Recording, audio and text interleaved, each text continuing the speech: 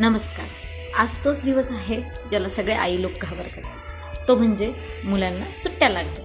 आणि आज तो दिवस माझ्याही वाटेला आला. आधीलाही सुट्ट्या लागल्या आहेत आणि हे बघा कसं बाय करतोय आंटीला, जसं हा आता आंटीला कधी भेटणारच नाही आहे. आत्ता 2 महिन्यात भेटेल तरीसुद्धा जाऊ द्या.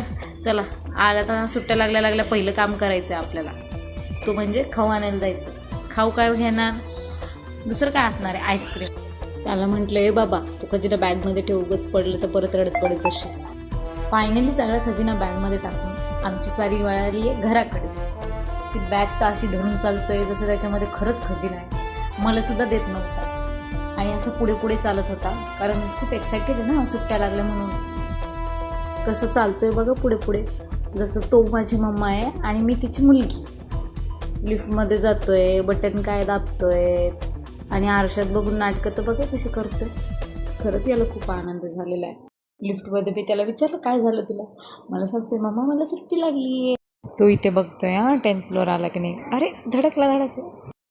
इथं त्याने एक्साइटमेंटमध्ये शूज खालीच काढले. त्याला म्हटलं, बाबा स्टँडवर ठेवते शूज. आणि फायनली आम्ही आता घरी आलो आहे आणि तुम्हाला सांगतोय मग काय काय प्लॅनिंग आहे त्याची. Thank you for watching.